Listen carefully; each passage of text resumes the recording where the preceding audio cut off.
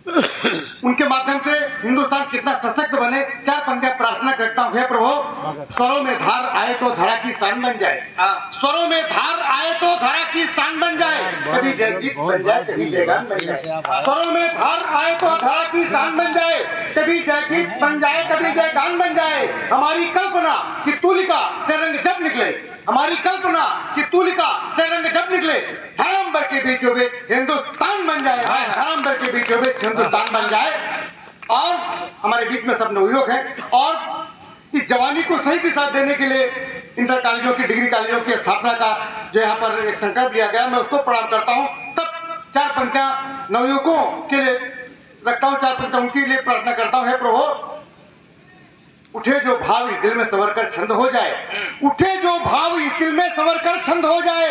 लगे करने कली मामा प्रबल मकरंद हो जाए। करोड़ों करोड़ों करोड़ों देवताओं से विनय है देश की खातिर, करोड़ों देवताओं से विनय है देश की खातिर।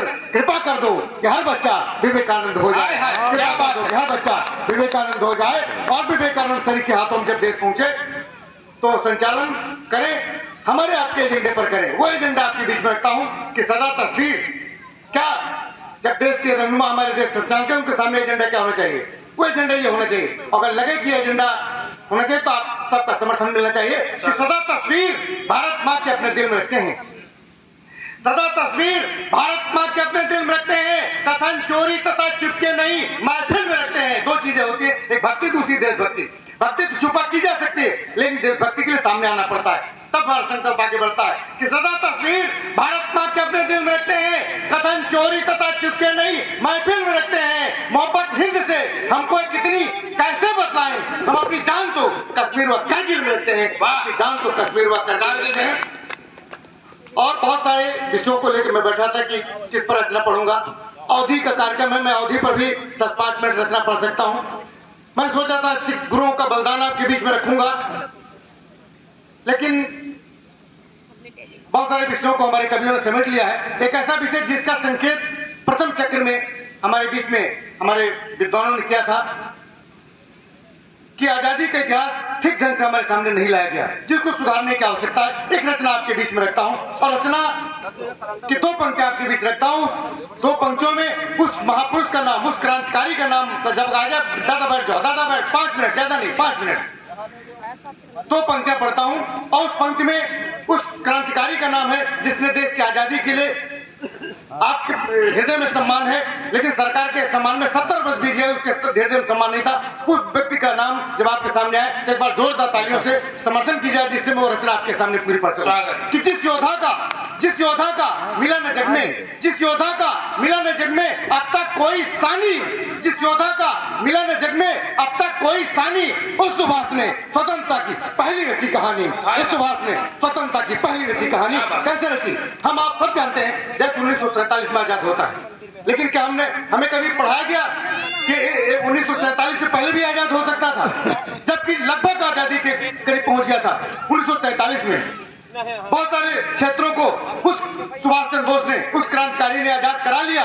केवल दिल्ली पहुंचने की देर थी, अन्यथा जो 47 में आजादी मिली है वो 43 में आजादी मिल गई होती। वो रचना आपके बीच में रखना चाहता हूँ। अब किन परिस्थितियों में इन सब घटनाओं को उल्लेख जनता के सामने नहीं लाया गया, इतिहास में क्यों नहीं लाया गया, ये सब सोच रहे, सब विद्वान लोग बैठे हैं, ये सब सोचने का विषय। ये रचना पूरी आपके बीच पढ़ता हूँ, सुनिएगा कि जिस योद्धा का मिलन जग में, और उस महापुरुष ने 1943 में ये महसूस किया, भैया बोलो नहीं, ये महसूस किया कि हम आजादी मांग करके नहीं प्राप्त कर सकते।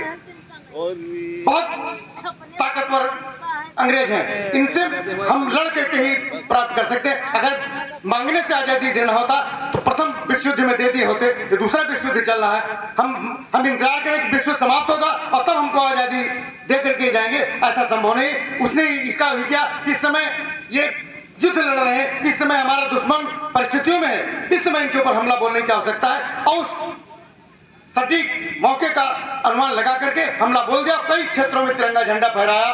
तो दिल्ली अगर पहुंच जाते 43 में देश आजाद हो जाता। वो घटनाक्रम आपके बीच में रखता हूँ, एक बार फिर तालियां बजाइए कि जिस योद्धा का मिलन जग में अब तक कोई सानी, उस सुभाष ने स्वतंत्रता की पहली रची कहानी कैसे रची। हिंसक जीवों के समक्ष जो विनती काम ना आती, हिंसक जीवों के समक्ष जो विनती काम ना आती, जहाँ सिर्फ भुजदंडों की सुनी व मानी जाती, हो सतत दुश्मन तो संगीन लिया जाता है, हो सतत दुश्मन तो संगीन लिया जाता है। राज विनय का विषय नहीं, वो छीन लिया जाता है, राज विनय का विषय नहीं, वो छीन लिया जाता है। और सत्य और पुरुषत्व को जब पूरा उपयोग किया था, सत्य और पुरुषत्व को जब पूरा उपयोग किया था, उगते सूरज के देशों ने पर सहयोग किया था और ईंट का पत्थर से देना जवाब स्वीकारा, और ईंट का पत्थर से देना जवाब स्वीकारा। विश्व युद्ध में रक्त अंग्रेजों, विश्व युद्ध में अंग्रेजों पर हमला किया करारा, विश्व युद्ध में अंग्रेजों पर हमला किया करारा। दिए जय सेना जिसने आजाद हिंद चट्टानी, दिए जय सेना जिसने आजाद हिंद चट्टानी, उस सुभाष ने स्वतंत्रता की पहली रची कहानी, उस सुभाष ने स्वतंत्रता की पहली रची कहानी। और